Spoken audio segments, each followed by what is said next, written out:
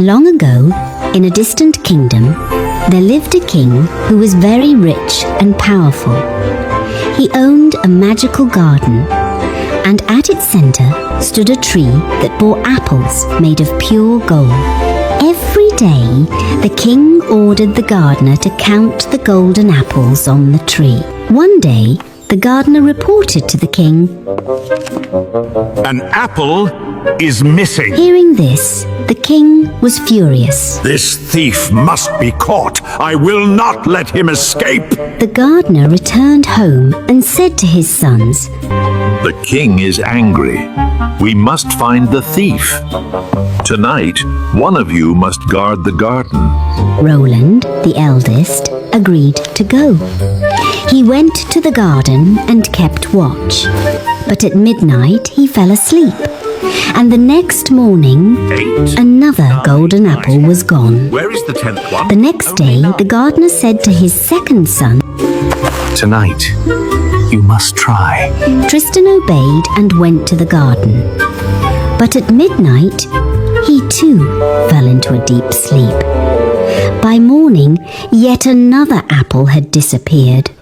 On the third night, it was the turn of the youngest son, Elias. He stayed awake until midnight, and when the clock struck 12, he heard a sound in the air.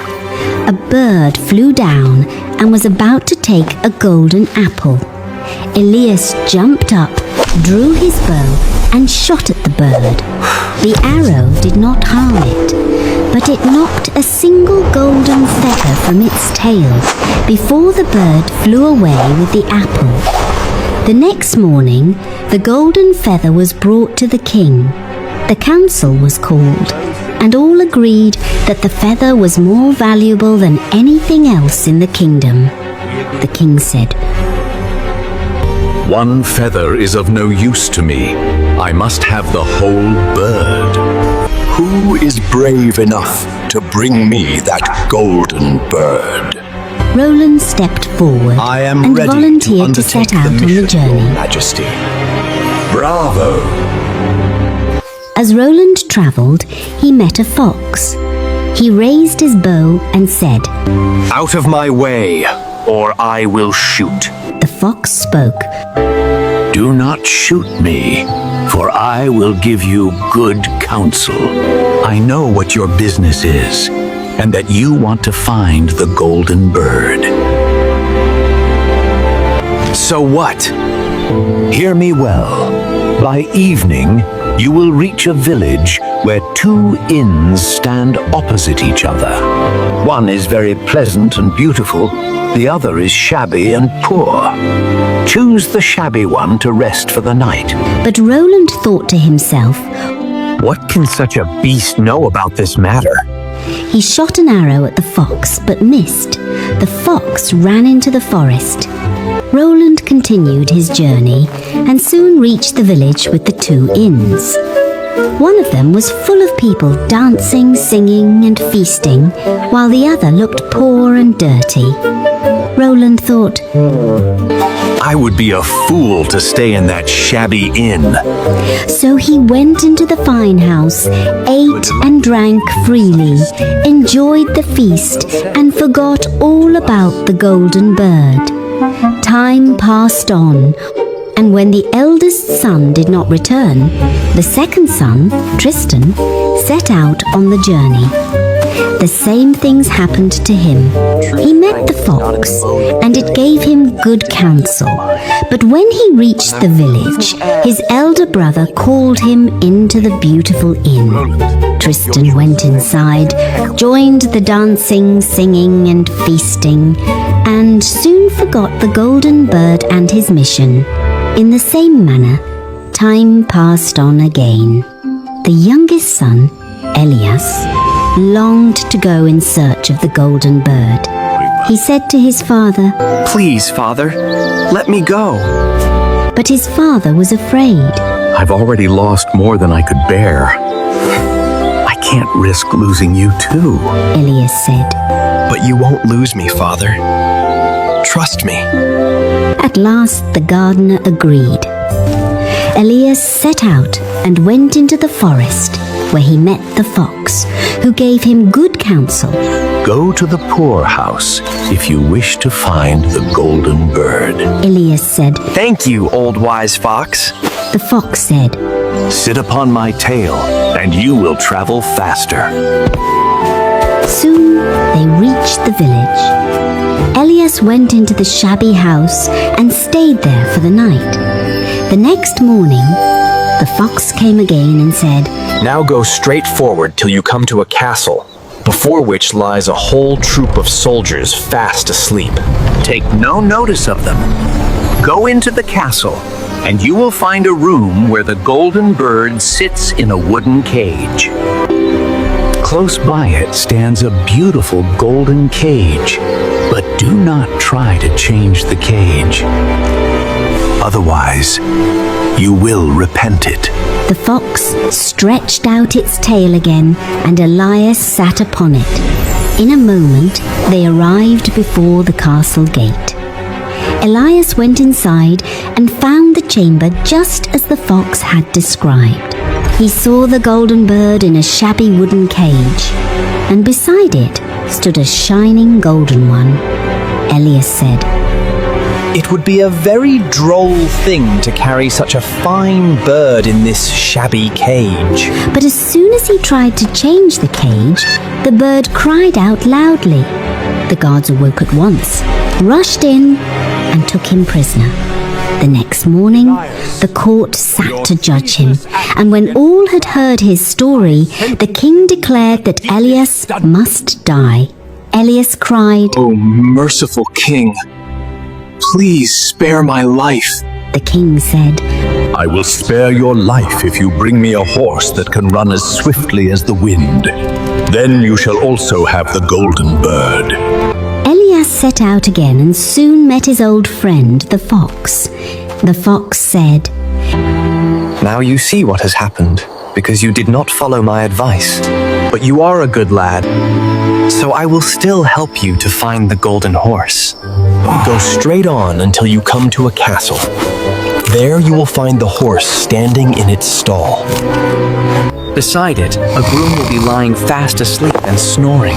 Take the horse quietly, but be sure to put the old leather saddle upon it, not the golden one that lies nearby.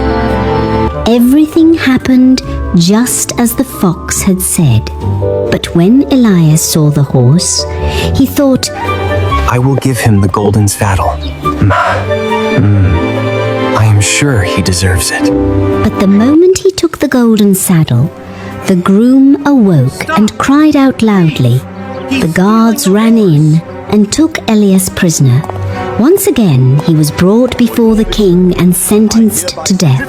And once again Elias begged for mercy. The king said, If you bring me a beautiful princess, you shall be spared, and you shall have both the horse and the bird. So Elias set out once more and met the old fox again. The fox said, If you had followed my advice, you would already have the golden bird and the golden horse. But I will help you one more time. Go straight on, and you will arrive at a castle. At midnight, the princess goes to the bathing house. Go up to her and give her a kiss, and she will let you lead her away.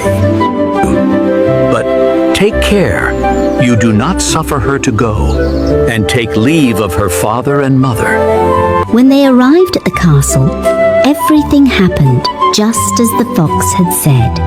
At midnight, Elias met the princess and gave her a kiss.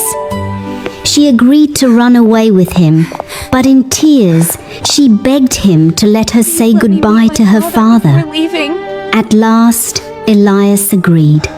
But when the princess went to her father, Elias was seized, accused, and thrown into prison once again. The king said, You shall never have my daughter unless, within 8 days, you dig away the hill that stops the view from my window. Now this hill was so big that the whole world could not have taken it away. After 7 days, Elias had done very little, and he sat there in despair. Then his friend, the fox, came again and said, Go to sleep. I will work for you. The next morning, the hill was gone. The king, pleased, agreed to give his daughter to Elias. They left the castle together and soon met the fox again. The fox said, You can have all three: the princess, the horse, and the bird. Elias said, Really? But how? The fox replied, Listen carefully. Go to the king and give him the princess. He will be overjoyed. Then you will be allowed to mount the golden horse. When you take leave, shake hands with everyone, but last of all with the princess. Then quickly lift her onto the horse and ride away as fast as you can. After that, go to the castle where the bird is. I will stay with the princess at the door. Show them the horse, and they will bring out the bird. Say that you wish to look at it to be sure it is the true golden bird. When you have it in your hand, ride away. Everything happened just as the fox had said. Thank you, dear friend, for your good counsel. I am indebted to you. The fox said, If so, then pray, kill me. Elias replied, What? I will do no such thing. You are my friend. The fox said, It is your wish. But I will give you one more piece of advice. Beware of two things on your way back. Ransom no one from the gallows, and do not sit down by the side of the river. Elias rode on with the princess upon the horse until they came to the village where he had left his two brothers, Roland and Tristan. There he heard a great noise and uproar. He saw two men about to be hanged. Curious, he went nearer and saw that the two men were his brothers, who had turned into robbers. Elias said, Take all my money, but spare my brothers. After rescuing them, they all went on together. When they came to the woods where Elias had first met the fox, the two brothers said, Let us sit down by the side of the river and rest a while to eat and drink. Elias said. So agreed. He forgot the fox's warning and sat down by the river. While he suspected nothing, his brothers came behind him, pushed him down the bank, and took the princess, the horse, and the bird. Then they went back to the king. O great Lord, we have returned with the golden bird and more. All this we have won by our labor. There was great rejoicing. Well done. You have served the crown faithfully. But the horse would not eat, the bird would not sing, and the princess wept. Elias fell to the bottom of the riverbed. Luckily, it was nearly dry, but the bank was so steep that he could not climb out.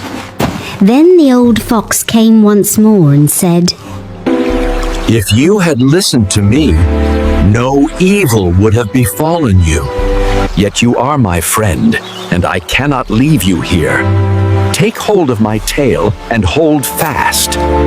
The fox pulled him out. Then the fox said, Your brothers have set watch to kill you if they find you in the kingdom.